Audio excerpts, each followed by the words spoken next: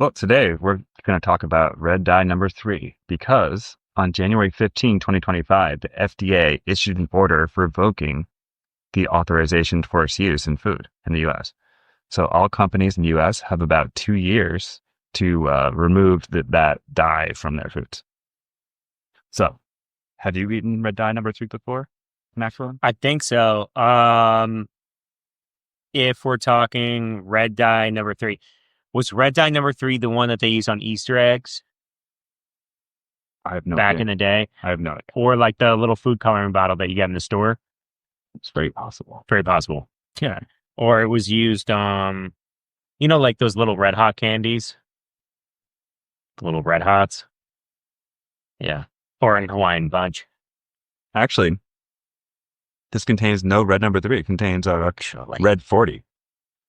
So, no, not the same red dye. Number 40. Yeah, it's number 40. 40 is a much safer dye, right? So it's not as dangerous. However, red dye number 3 is in a lot of stuff. Yeah. So like if you have red dye in your cabinet right now, like food dye in those little capsules, that contains red dye number 3. So most American households that have food dye from making cookies or cakes or stuff, that is red number 3. Red number 3. Okay. So what are we asking? Is it bad for you, right? It's red number 3 bad for you because the FDA just banned it. Right. So the question is, well, why did they ban it, right? Yeah. I don't know. Yeah, let's dig into it. Look, so the ban came as a response to a petition sent by the Center for Science in the Public Interest, along with a bunch of other organizations. However, the Center for Science in the Public Interest was the lead.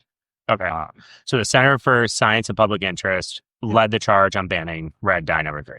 Absolutely. Okay. Yeah. And so this is a consumer advocacy firm. So they try to basically advocate for consumers in America. That's their constituency. It's a nonprofit. So theoretically, they found something problematic about red dye number 3 to the consumer interest in the United States. Yes. And then felt compelled to lead the charge of banning it. Yeah, this one gets really weird, though, because if you look at this report from the FDA about why they banned it, it's basically cited because of the Delaney clause. Have you heard of that before? The what clause? The Delaney clause. The Delaney clause. No, I've never heard of that. So this is a clause that's in our from the FDA that says that any food that has been proven to cause cancer in animals or humans should not be allowed to be used.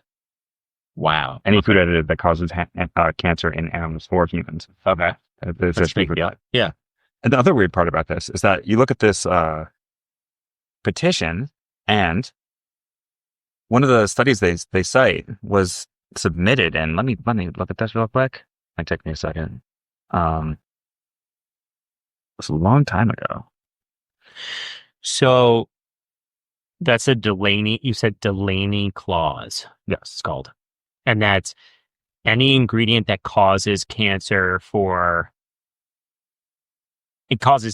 in or contributes to cancer. I'm assuming because cause is such like a loaded term, but. Well, you can prove it causes cancer. So this should be like an RCT study. Right. In animals or humans. So if they give this to lab mice and they get the lab mice develop cancer and it's statistically significant, that's good enough. Okay. Got it. To ban it. Got it. Just saying that's enough evidence that we don't want to allow this for use. Got it. As a food additive in our country. Right. So that's what that means. The thing is that, like, they cite a study in here that red number 3 caused cancer in lab mice that came from decades ago. That's what I find very peculiar about this thing. So it's a decades long. Yeah, that is funny. It's a decades long study, or decades old study, we should say. What year was it? Was it the 80s, 70s? Hold on 1 second. And essentially, they're like, oh yeah, then. Here it is. Yeah. So the study was conducted by a scientist by the name of Borzelica in 1987. 1987. Yes. Holy moly! And so that's like we're going up on almost 40 years ago now. Almost a 40-year-old study. And the weird part, this is also bizarre to me, is that, wow, the petition that is submitted by the Center for Science and the Public Interest, it's a funny name. Basically, they cite a bunch of studies. They cite there's a dozen studies that talk about all kinds of harms from red dye number 3. So this isn't like, this is the only study that happened. Yeah. But in the response from the FDA that says why they actually banned it, this is the first one that comes up. I find this very strange. Not only because it's... Why do you find it weird? Just because it's old? It's an older study? That's the first thing that caught my eye. I was like... So, like, why would they be acting on this now? Exactly. Right? Like, if this research has been around for close to 40 years... Like, how much of that do you think has to do with... And not to get too political here, but, like, the fact that obviously RFK Jr. has been very vocal about being against food additives. Against, in favor of banning certain food additives. Yeah. In the Trump administration, like how much of that do you think has to do with like the FDA just putting out like throwing a bone to RFK Jr. early to kind of get him his good side, or just to like at least give the Trump administration this like sort of quick win here where maybe they won't try to tug on, try to do more. I mean, there's definitely a political angle because this is policy. This is government policy. There's always politics are always involved in food regulation decisions, of course. But like, so this petition that led to this banning of this dye was submitted in 2022, 2 years ago. So that's far before. That was way before that. Like RFK Jr. came Yeah, picture. The election wasn't. Well, it was being talked about then, but. So why now? That's the question. Why now? Yeah. I think we should reach out to some people at the Center for Science and the Public Interest and be like, so why did she admit this at this point in time? Yeah. The whole time. My conclusion would be like, it was about politics, but they thought it was more about the people that were running the Biden administration. So they thought would have an open ear to this. So they thought the Biden administration might be, that's an interesting other take, right? Like maybe the Biden administration may have been more open to this sort of ban. Yeah. And you say that's interesting. It's also happened the last week of Biden's administration. Right. So it's probably crossing both of these. So like, they probably think this will stick. Yeah. Like two of the biggest headlines were like the Gaza Israel ceasefire and like, hey, the FDA is banning red dye number 3. Yeah. So my inclination is that this was the right political time then. And then the FDA is signing off on this because they think that people will not. Well, they might go ham with lawsuits. There might be tons of lawsuits about this from food manufacturers. There might not. So that'd be interesting to watch as well. What happens over the next few weeks and months and years, because they have 2 years to take out of foods. These are long processes. Now, like, can you talk a little bit about why? Because you've done a lot more research than I have on this. Why is this important? Like, where is the evidence that red number 3 is actually bad for you? Like, I know it's been you said there was this, almost 40-year-old study that showed increased cancer risk. I think, was it thyroid cancer? Let's talk about that study to start. All right. So that study was interesting.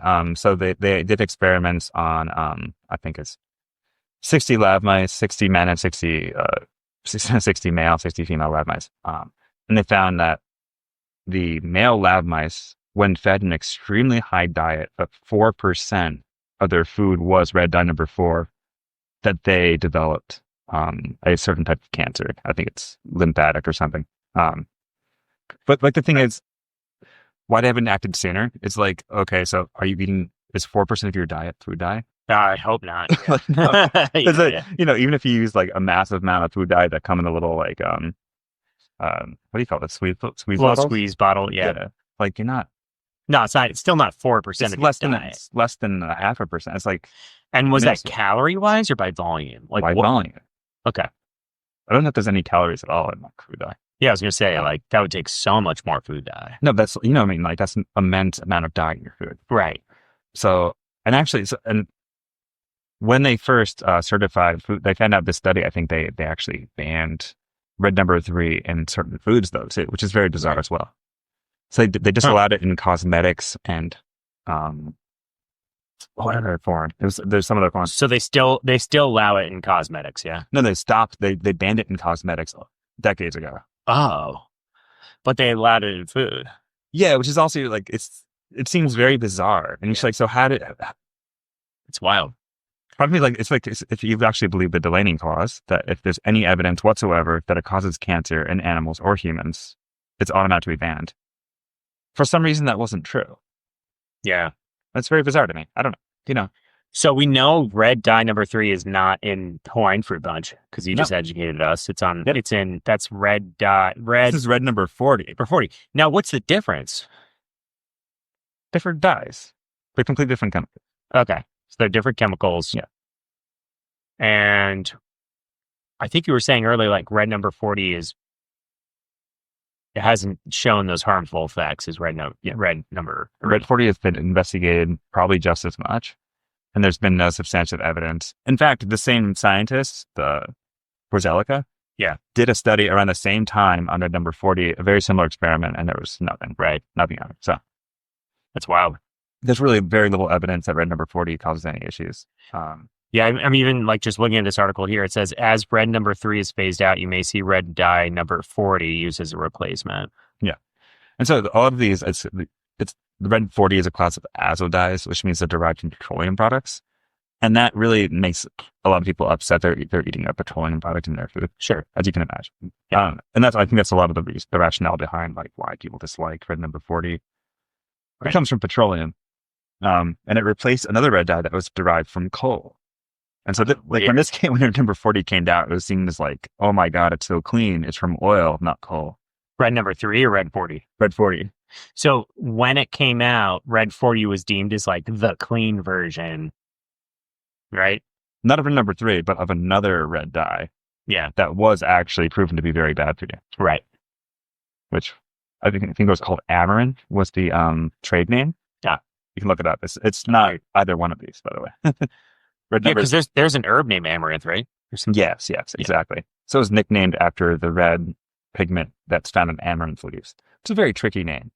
You're calling Amaranth dye red number 2. red number 2. Yeah, so red number 2 is actually very bad. But even worse is it's an orange dye that's based on a similar method, also derived from coal products. So, you know what I mean? It's all these. Says here with red dye number 2, after an incident in the 1950s involving Orange One and Clover brand spooky lozenges and other orange and red candies manufactured at the time, the FDA retested food colors. Later, what's the incident? The incident was so this orange dye was used in Halloween candies, and they used an excess amount of the pigment to make the candies extra orangey because it looks cool. And then a bunch of kids actually got sick. Got to go full pumpkin. So like if you listen to our MSG episode, we talk about like a lot of the MSG evidence. There was nothing to test. Like I got sick, and then like you go to the restaurant and be like, make us that dish, and like of course it's not gonna be the same. Sure. People never kept specimens. But with the Halloween candies, you can get those candies. They made massive amounts of them. Can I still get those candies? For you. Anything. The world. Oh, thank you. Thanks, Boo. Wait, so sorry. But yeah, like so okay. So no, but they were able to get their hands on these candies, they could test them, and they found that they did actually make these kids very sick. Yeah, and that says in 1971 a Soviet study linked the dye to cancer. Yeah. So that dye was linked to cancer. It was making kids sick in high amounts. Yeah. And then red dye 3, red number 3 was also shown to give lab mice, specifically males, cancer. Yes, exactly. Got it. So that's the thing where it's like, maybe they were looking at that and like, oh, if you have 4%, like a massive amount of dye, like no one's ever going to eat that much dye. Sure. They're like, oh, it's not that bad. And that's only the male mice, so it's kind of weird. Yeah. However, like that still wouldn't follow the Delaney clause, which is like any evidence that. Yeah. When was the Delaney clause ratified? Because 1958. 1958. So it was prior to. Yeah. Okay. That's weird. Shouldn't that be an automatic like disqualification? Yeah, right. It should. And they automatically banned it from certain products. So you're like, this is bizarre. I think this is why the Center for Science and the Public Interest resubmitted this, because they're like, this is kind of weird. Like, why did this happen? Let's kind of like close the gap. Like, if you're going to put a law down on the books about this, why are we following it? Well, I mean, not for cosmetics, but for food and for medications. Like, Yeah. some of your commonly used like the pill coatings. Yeah. And various pharmaceuticals also contain red number 40. It's a nice color red. Red dye 3. Sorry. Red dye number 3. Yeah. Very confusing, talking about like. Yeah, I know. They're a bunch of different. Red dye 2. Wow. So I guess like it's not going into effect until 2027, right? Yeah, they have until 2027 to remove it from there. The products. So is there like a slow drawdown of products, or is it? I guess that's to accommodate people taking it off the shelf, right?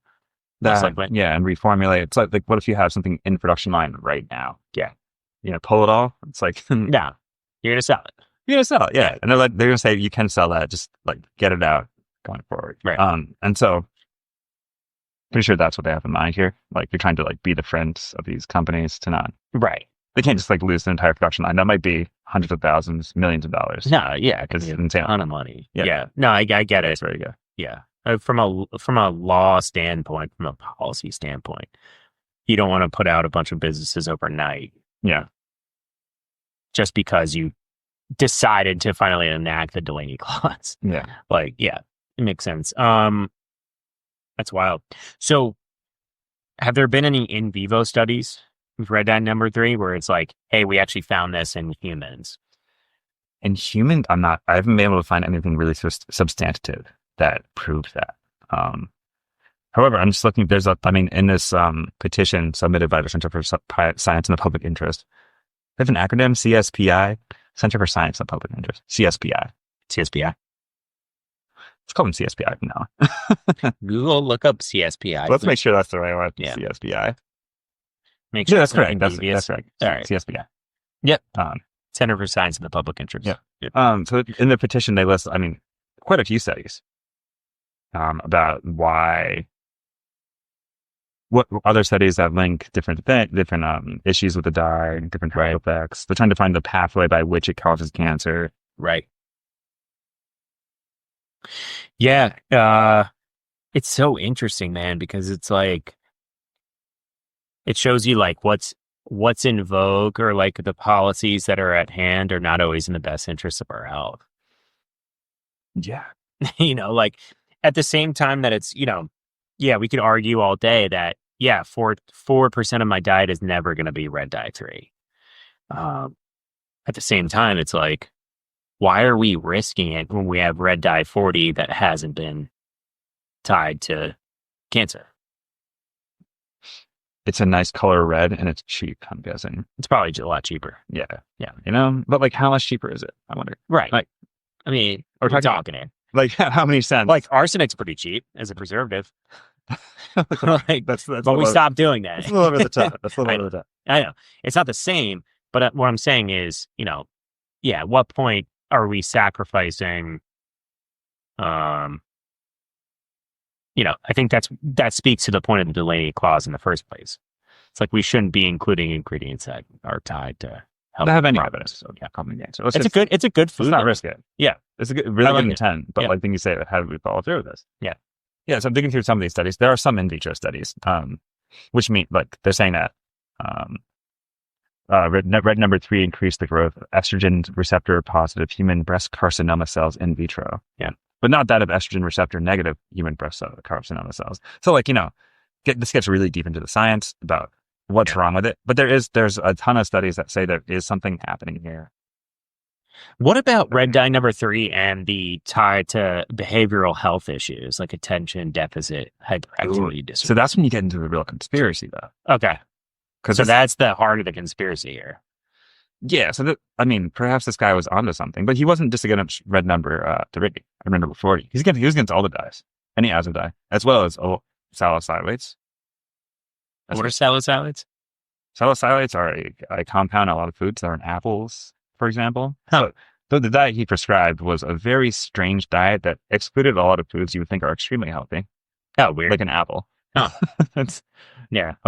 Yeah. I'm not anti-apple. Yeah. No, I don't think so. Yeah. Apples are good. Apples are next. Yeah. So what was the scientist's name? Who was this is a pediatrician. Yeah. Back in this. The guy you just talked about. No. Oh, Different person. oh. I don't know who you're talking about. I know who you're talking about. Don't know his name. Let's see. Let me double check here. Can find it real quick. I had researched this guy for red number 40, but not red number 3. Let's see.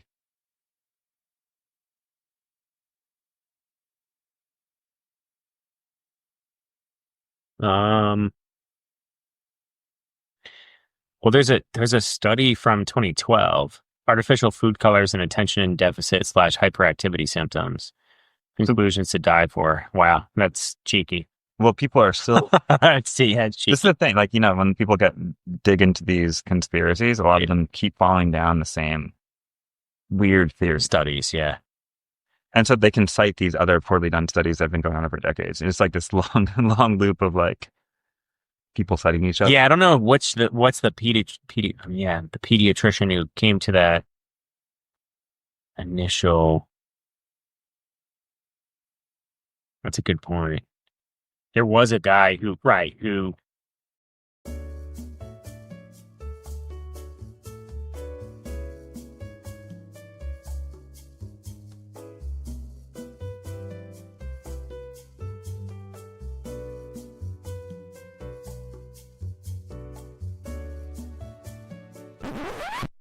You see, this is also the problem when you start researching this. If you type in, I mean, there are a lot of them, dude. There are a lot of red 40 ADD, you get tons of the propaganda. Even if you look up red dye number 3 ADHD, dude, I'm just about to start putting every little condition in there and see what the Google AI says. Red dye number 3 depression. Red dye number 3 anxiety. Red dye number 3 erectile dysfunction. Yeah. Let's just do it. Yeah, I don't know. I don't know which pediatrician you're talking about. I see some like contemporary pediatrics. This guy's talking about it. He's got his like shirt buttoned all the way up to his like neck, you know what I mean? With no tie on. That's how you know he means business. Oh, to his neck? The old Pee Wee Herman. Oh. Yo, Pee Wee Herman. It's not interesting. I can't. It's interesting. I lost that thread. Well, but there have been some people who tied it to ADHD. Yeah, and it all traces back to a pediatrician back in like the 1970s who said red dye number 3 is making your kids excited. All food dyes. All food dyes. A lot of other components of food are really bad for your kids and for you. And so he started his own diet. Did it have legs though, or no? What? Did it have legs? You mean did it get traction? Like, did it have peer-reviewed scientific evidence? No. This is his observation and his patients. Interesting. Not a study. It was like he was a doctor to a bunch of kids. And he said he had some tall tales. All right. Yeah. So anecdotes. I'll put to back that up and find the source in that, and I talk that through a bit more later. Yeah, we can. Yep. But this other thread that I pulled on when I researched this was the scientist I mentioned earlier, Borzelica. Borzelica, because I looked him up because the FDA report mentioned his name as well as this really old study. So I'm like, what was that? I pulled up the study, started looking up this scientist. And this scientist has had an oversized impact on basically everything we eat in America. Have you ever even heard of him before? So what's his? Just say his name again for the listeners. Joseph F. Borzelica. Joseph. God damn it. Joseph F. Barzelica. Yeah? Borzelica. Yeah. Borzelica. Joseph. Let's say it again. Let's say it together. All right? Ready? 1, 2, 3. Joseph F. Borzelica. There we go. There we go. Boom. So he's professor of pharmacology and toxicology. Yeah. At Virginia Commonwealth University. Okay. He's still alive? He's still alive. Okay. And he's still doing work for the FDA. But not for he doesn't work for the FDA. All right. So He's a consultant. he's a consultant. And so essentially, part of what these dyes fall under is this thing called generally recognized as safe Grass for grass. anybody else. You've heard of it before. Yeah. So essentially, this is when if you have a common food additive that you feel doesn't need to go through the regulatory process of being heavily tested and with control trials like a pharmaceutical would. Yeah. You can go through this process, and all you need to do is basically get together a team of experts to research it for you. And you submit that report to the FDA. They review it, and they'll just stamp of approval on it. Yeah. Then you can just put it as a food additive. It's legal. Right. It's all good. Yeah. And there are some weird things that are not considered grass. Like I remember having worked in the supply, beverage supply chain world, there were some additives that were not considered generally safe, like corn flours that are added to a lot of tea blends are not considered grass. why? I don't know. I have no freaking clue. Like I don't know. What does that mean practically for including corn flours? I don't know. So you included it in tea blend. Oh, for practically? No, it's just for visual because they're purple. They look nice. That's it. Well, I mean, practically, like, what does that mean for including that in tea blends? I see it in tea blends all the time. The practical is to look nice. Well, what, as far as you making the product, what does it mean that it's not grass? Does that mean you can't put it in the? Sorry. If it's not grass, you can put it in the product, but you might not be able to get your product in Whole Foods. Okay, so right. So there might be some distributors that don't want to carry your product because you have ingredients that are not. Yeah. Okay. Interesting. So there's some things that, or like might not go in the shop, right? I don't know. I don't know the exact grocers, but there's some grocers who pay more attention to it than others. And it's like, it's a specific food qualifier. Yeah. Right. And, sometimes it's there's some gatekeeping that happens because your food, your product isn't grass, right? It's not generally regarded as safe. Mm-hmm. So, and that usually boils down to the ingredients that you're putting in it. Yeah.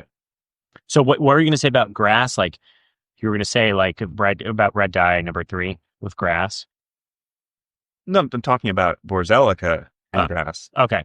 Borzelica is frequently on the panels that get products approved under this grass protocol. Oh, so he has skin in the game there. He is on most of them. Wow. And there's only a few scientists. And is he the pediatrician or no? He's an actual he's scientist. He's a food scientist. He is a toxicologist. Okay. Yeah. He's a doctor. Cool. He's not the pediatrician that started the conspiracy. Number 3. Yeah. That was in the 70s. Yeah. This guy did his research in the 87. All right. Calm down. 20 years apart, Maxwell. Right. 30 years apart. Come on. Trying to get my ducks in a row here. So he's a different person. He's a toxicologist. Got it. He's a toxicologist. Yeah. So he is basically an expert that serves in these grass panels. All right. So basically, companies hire him to get their food product approved under their additive approved under grass. And so there's all kinds of things coming out these days that are really important for that. Like a lot of these new meat-free technology products have interesting additives in them. Yeah. Like they're approved. Yeah. We got bug blood in it. So that's a very proud example. Yeah. But like we got lily juice. Yeah. So I have a paper here that kind of looks up. Well, because they're trying to replicate like the meat's look and feel, right? And so they're using ingredients to try to replicate that. Pardon? So they're trying to replicate the meat's look, feel, and flavor. Yeah. And they're trying to use different ingredients to get there. Yeah, and sometimes they make them in the lab. Sometimes it's like things they find in nature. Yeah. Like my favorite chemical these days is called legemoglobin. What is that? It's the Can you say that louder? Legemoglobin. Legemoglobin. Have you heard of legemoglobin? Yeah. Now I have. Legemoglobin. It's like hemoglobin, but it's for legumes. So like soybeans have it in their roots to store oxygen and transport it on the plant when they're doing this nitrogen. Is it like good for you or? So it's used in like products like Impossible beef because they claim that heme iron gives it the meaty flavor.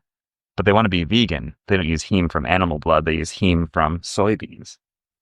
Right. Does it also have that's interesting. Has it been proven to have like a meaty flavor, like irony flavor? That's something we'll have to investigate because I don't know where to get with hemoglobin by itself. Yeah, or is it just like a marketing gimmick of like, you can get this flavor from this, and like they're just pulling stuff out of the air. I would love to get some hemoglobin on my hands and just like, all right, next episode we're gonna buy pure hemoglobin and just try it. It'd be delicious. I hope it's delicious. Well, you never know. Yeah, it just tastes like soybeans. Might just taste like miso. Miso's good. Yeah, miso's good. Yeah, actually, miso might taste a little bit, have that like tangy. Like steak has that like certain. It has like a certain there's a certain flavor from the irony-ness in it, like the iron content. Mm-hmm. Like Worcestershire. Yeah. Is that just the glutamates though? Yeah. The real MSG?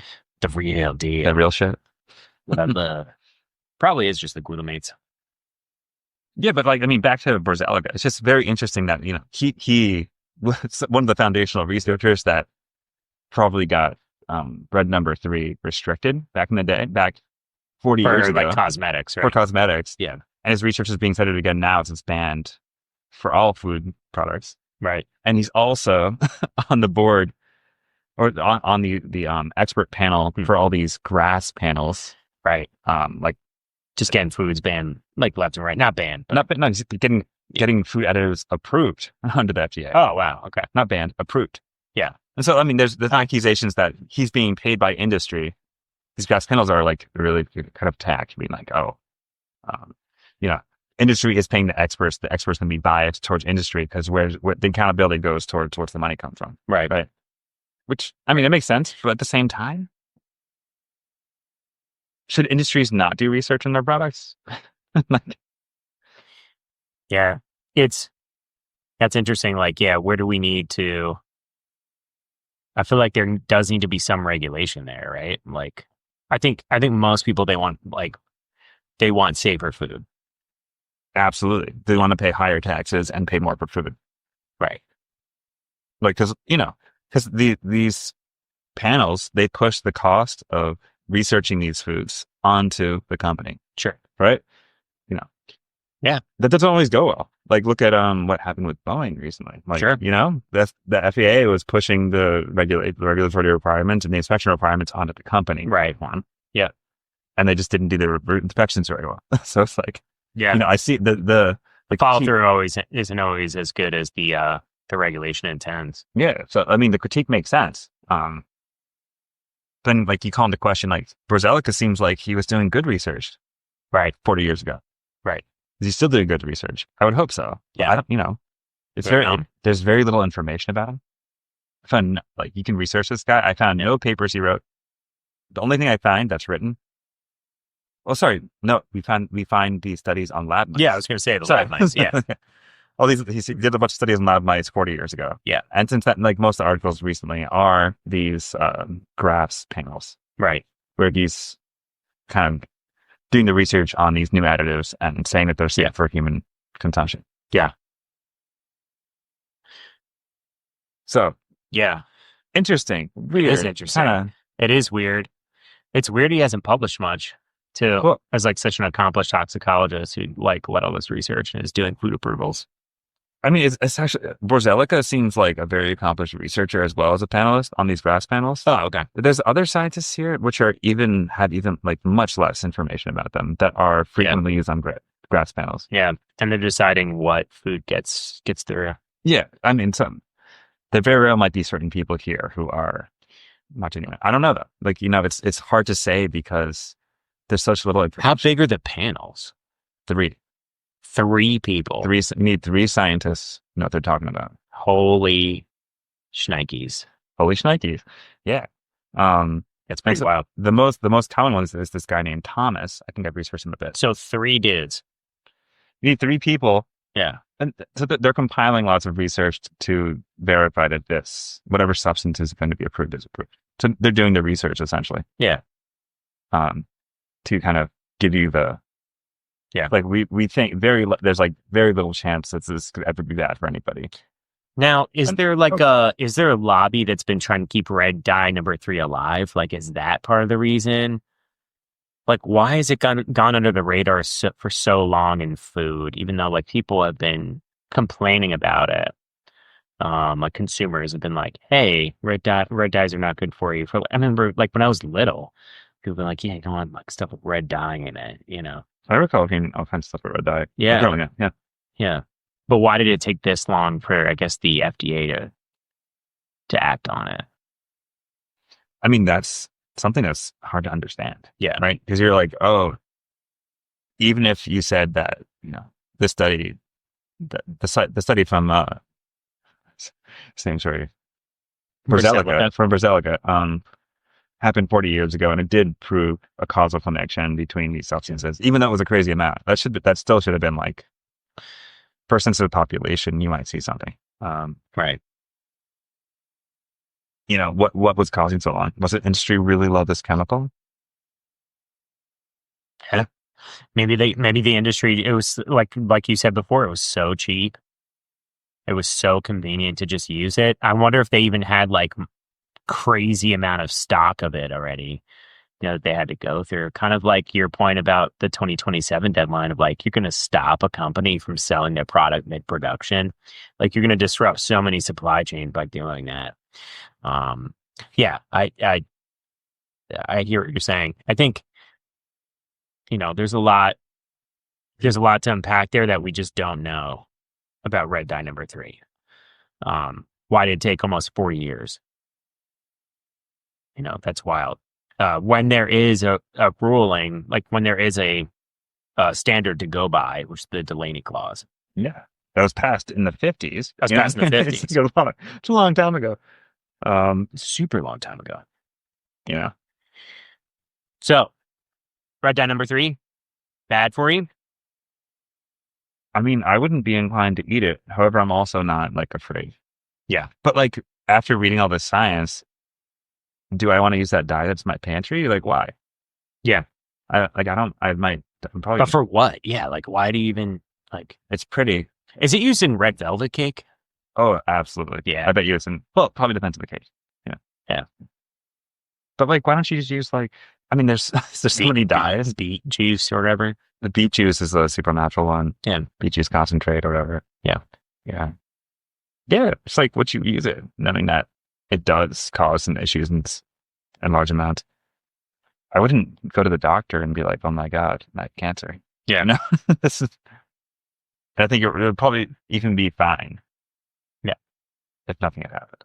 Is the conspiracy of, that's interesting though. This one's a doozy because like, this leaves the window for conspiracy when it's like you have something that's been on the books is not great for you for almost 40 years. You had a specific law about it that said, or at least standard that said this should be pulled from general food consumption. And it was pulled from cosmetics, but not food. Right. You know what? Like, so this is like, honestly, this is the closest to conspiracy I think we've come by. That's like, oh, I could see why somebody sees a conspiracy in this. Like, you're like, why? Why is it cosmetics and not food? Why did this happen this way? Whose hands were shaped? What hands were shaped? What palms were greased throughout this whole process? And why are we just in 2025 coming to the point where we're like, yeah, we're ready to say goodbye to red dye number 3 in food? Yeah, and it only happened because the CSPI submitted this request too. Yeah. Like the FDA wasn't going to do this on its own. Wow.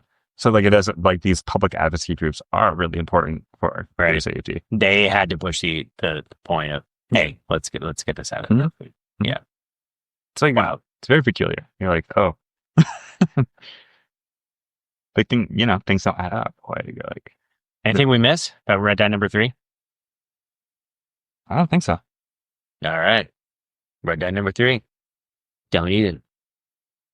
I'm not going to eat it. Yeah. I'm not going to eat it? Nah. Okay. And I have no desire to, nor would I ever. All right, I'm going to sip in this Hawaiian Punch. Think about it. God dang. Well, enjoy your red dye number 40. Which is also under petition to be banned by the CSPI. Well, Oh, hold on. Say more about that. Why is it under petition? That's for next time. All right. That's for next time. You heard it. You have to wait.